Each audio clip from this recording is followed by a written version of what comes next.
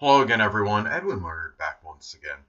In this YouTube astrological segment, I'm going to be talking about Vertex in Taurus in a natal chart. Well, anyway, first thing is, as far as Vertex in Taurus goes in a natal chart, well, through encouragement and persuasion of others and coaxing of others, you may be asked to show astute financial prowess and ability.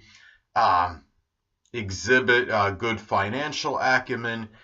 It may be such where you may be persuaded and really encouraged by others to generate your own income.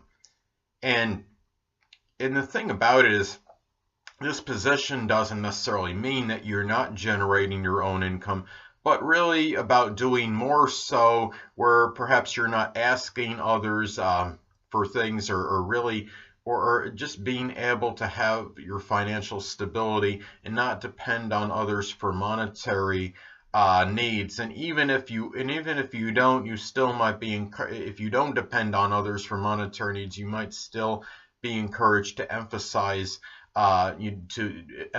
not asking others for monetary favors, so to speak. So I mean, it could be something regardless of whether you're financially stable or not.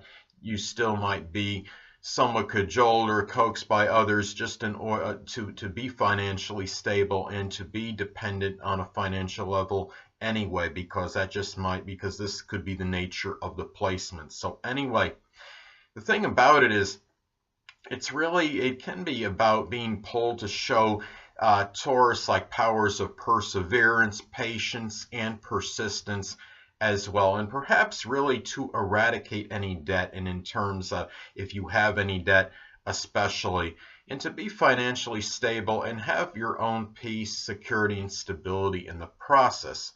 Now, as far as I want to go back a little bit to about being financially stable and not being dependent on others for things of a monetary nature. I mean, especially if you have other you have indicators in your chart, say if you have like Venus square, strongly afflicted, making predominantly negative aspects, and even if it makes a few negative aspects, it could indicate a little bit more dependency and difficulty in monetary matters. I mean, such as like Venus square your Saturn in your natal chart, Venus square the ascendant, Venus. Or even an adverse aspect in general from Venus to Saturn or Venus to the ascendant, which could be a square, an opposition, and even an inconjunct. Or even if, like, say you have Venus making an adverse aspect to Neptune, what it could indicate one might be a little bit more about fantasizing about making money than actually doing it, and it might give a little bit in lethargy and inertia might get in the way of perhaps actually generating the income one really needs. So anyway, that being said, well, it's also this placement could be about, I mean, Vertex in Taurus, maybe through encouragement and coaxing from others. It's more, I mean, about just being financially stable and secure. It could be about, I mean, really having that latent Taurus powers of endurance to do projects and being encouraged and persuaded by others, asked by others to do things that can be that can require a lot of laborious and long and work that takes a while to accomplish, and really doing things with very strong sustained efforts. And also being able to provide a calming influence on others as well. And really being, I mean, obstinate and stubborn may be adverse characteristics or traits, but it could be about, through the encouragement of others, to put your foot down when you have to, and to show a somewhat obstinate side, especially if your chart is such where you don't, where it's hard to do this. Say, let's say, for example, if you have preponderance of energy in mutable signs, where you're basically the one, you're a person that might be very adaptable, flexible, make a lot of adjustments, and it might be harder for you to put your foot down. This would especially make this a very true I could make this a very true statement where you might be really persuaded and asked by others to be able to put your foot down in certain situations and to really and hold strong to things, so to speak. Now, of course, I mean, the house that this is in could figure prominently as well and impact the delineation. I mean, let's say that you have Vertex in Taurus. Let's say it's in your 5th house. This could be about perhaps doing, showing a Taurus loyalty, being asked to show Taurus-like loyalty and steadfastness in matters connected with children and romantic matters, showing a lot of persistence, patience, and perseverance with those people. I mean, if it's in, let's say you have Vertex and Taurus in the 6th house, this could be about really being requested. You might be required by others, or you might at their request be asked to do things of a work-related nature that might be that might require a lot of that Taurus-like Latin energy. And really behind those powers, behind those endurance powers, so to speak, doing things that require of a work-related nature that require a lot of that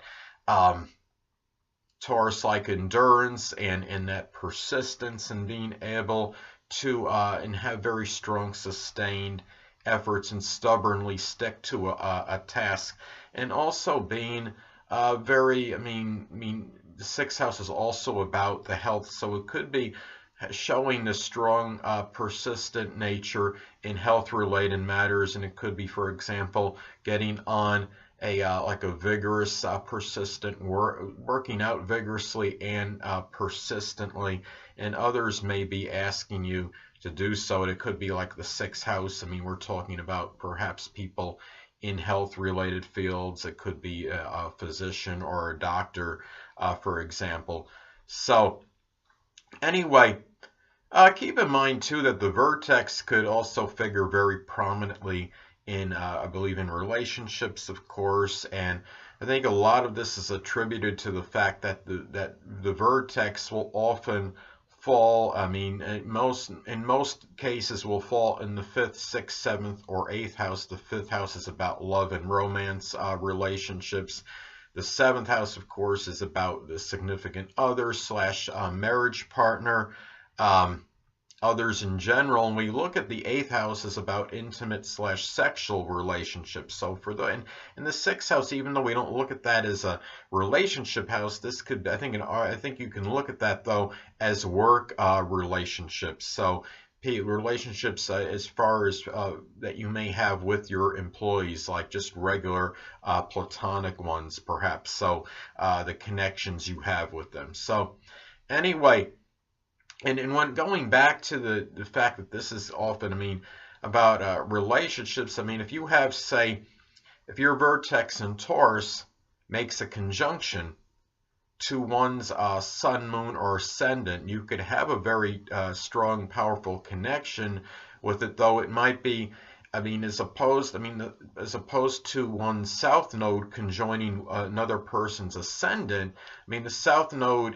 conjunct the the south node conjunct the ascendant sun or moon in synastry could show more of a quicker, instantaneous connection.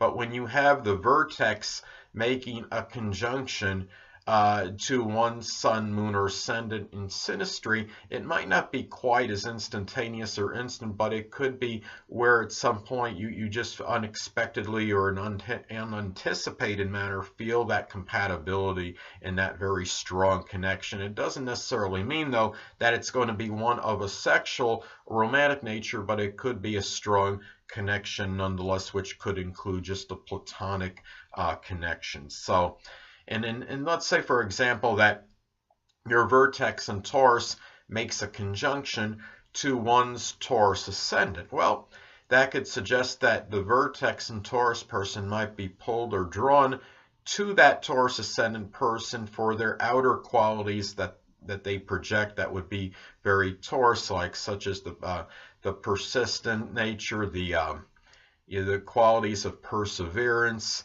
the loyalty, the steadfast part of Taurus that is being projected very outwardly, their calm nature, the strong, calm, and placid side, the composed nature, and the quiet strength that Taurus rising could outwardly strongly project. And anyway, this could be about, Vertex in Taurus could be also about really being encouraged to have peace, tranquility, and stability in one's life, and especially if they don't have it, they could be coaxed and really persuaded, really asked by others to really have this in their life. So anyway, people, that'll conclude this YouTube astrological segment for the Vertex in Taurus and a natal chart. Stay tuned next time where I'll be talking about the Vertex in Gemini in a natal chart.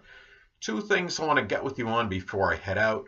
Firstly, the stars may impel but do not compel. And secondly, never isolate any single astrological element, aspect, planetary placement, position, configuration, influence, or what have you, and make an analysis of a person, astrologically speaking, based on this alone, because astrologically speaking, the person is the sum of all their components in their natal chart and not just one.